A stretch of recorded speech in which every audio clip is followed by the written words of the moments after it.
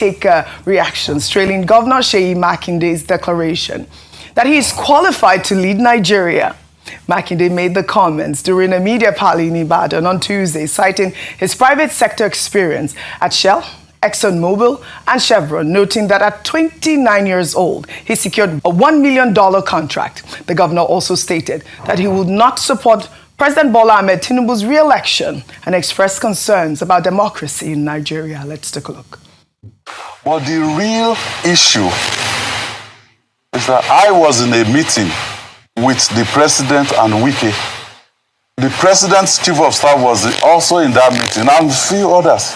And Wike said to the president that, well, sir, I will hold PDP for you, against 2027. I was in shock. So we got up, we got to the veranda. I said, Wike, did we agree to this? The real issue is that Wike would like to support the president for 2027. That's fine. It is within his right to do that. But also some of us that want to ensure that democracy survives in Nigeria, we don't drift into a one-party state, and we want to ensure that PDP survives. He should also allow us to do our own thing. I mean, the president did not ask him, do this for me. He was the one that volunteered that I will do that. Because I told him from that day that I will never be a part of this. And that is why I will not be supporting the president for 2027. Wike can support him, he's within his right, but also it is within my own right to decide within the political space who I will support or what I will do in 2027. People saying, is Seyi trying to position himself for 2027 presidency? Let me make this very clear. To serve this country at the highest level, I am qualified. I'm even overqualified.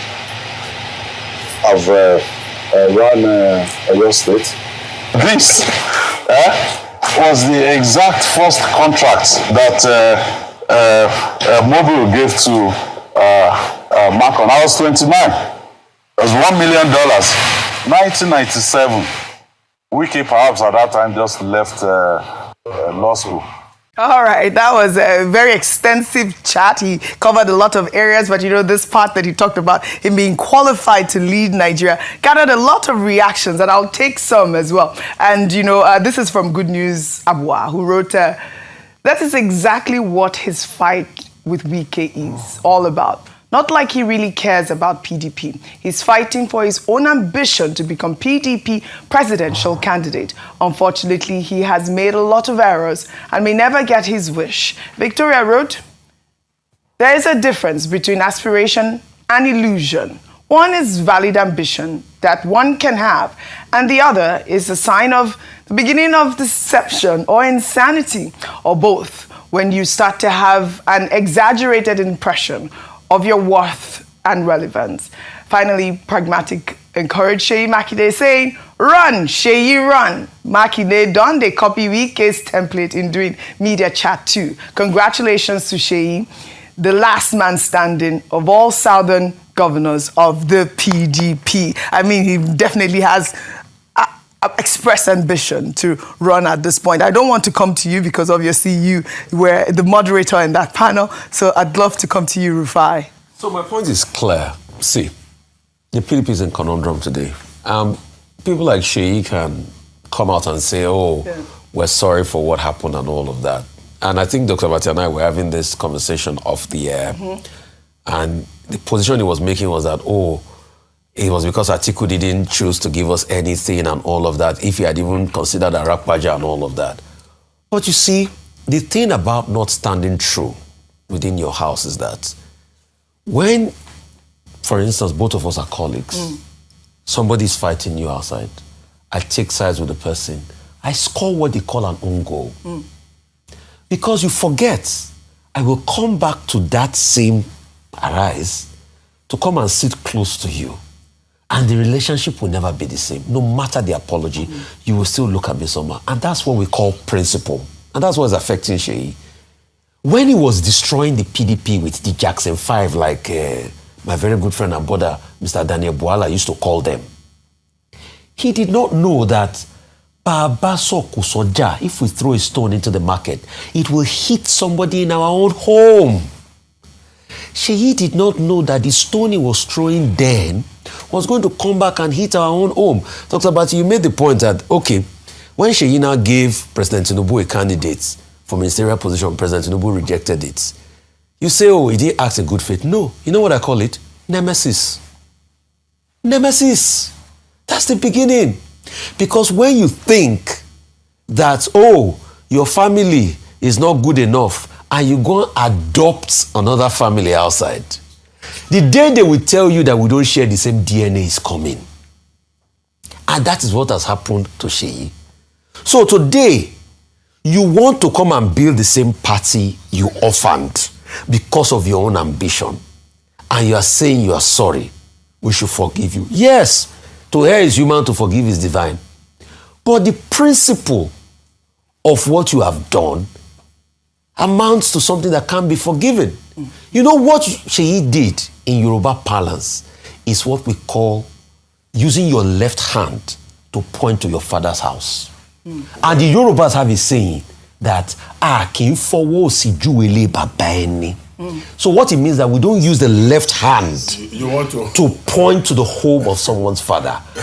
Truth or not, even if you were hurt in the PDP, Rufai, you will have stayed on. Rufai, that's a bit too strong because you didn't complete that proverb. And I don't think that is fair. What is the conclusion of it? I don't know. No, please. I will not help you to assist you. Go and find out as a Yoruba son. Now, very quickly, I think Governor Makinde was not giving an apology. There was no point in that conversation where he said, I'm sorry. What he was saying, he was standing on principle. And he was saying that, look, he is convinced, or he was convinced in 2023 that the leadership should come to the South with the evidence that he had seen with his own eyes that Vice President Atiku Abubakar was referring to those of them who wanted that rotation of power as small boys. After he had said, give me some time to think about it. That was the context in which he spoke. Two, when he said he wants to run for he may run for presidency, he didn't give a definite answer. He said, but nothing rules it out because he's qualified, provided there is a competitive political environment. And it was in that connection that he talked about an emergence, is a looming emergence of a one-party state, which he says will be inimical to democracy. Yes. So that basically was his. As for the issue about Wike being in secondary school when he made his first million, I don't think that's important, really. You know, it's about, and he himself said he doesn't want to talk about individuals. Because I see some people have started taking pictures of his wardrobe, that at the time he made $1 million, this was the kind of, cloth he was wearing. Those are not the issues. We should focus on the principles. I've not seen have you seen a picture? Well, I will look for it. Does it even matter? We're discussing leadership, governance, principles. This is what's trending. This is what's trending. They posted a picture of him wearing a flowery, sort of, nice top. And my editor has to look for that picture. I think that was just a distraction and just was a low blow. Maybe he used the $1 million to do something else instead of buying clothes. Maybe he doesn't have an interest in the way he looks. He just was doing other things. But I think very valid is the fact that I think it's important not to downplay any politician's ambitions to want to be president. Okay. According to the Constitution. When I was teaching at Ogun State University, it was then known.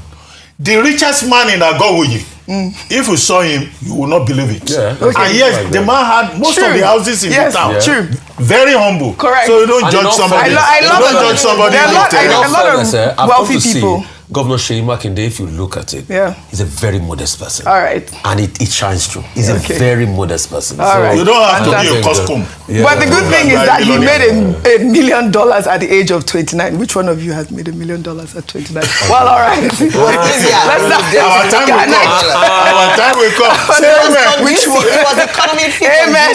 But I'm past 29 years old. That's not a correct question. The correct question, even till date, which one of us have made $1 million? don't say that. Rufai, don't say that now. Oh, $1 million naira. Well, all right. Can we move on? They had a better economy at that time. Though you have journalism, somebody said that. Some journalists see $1 million naira. They will faint. They will roll mad. All right. All right.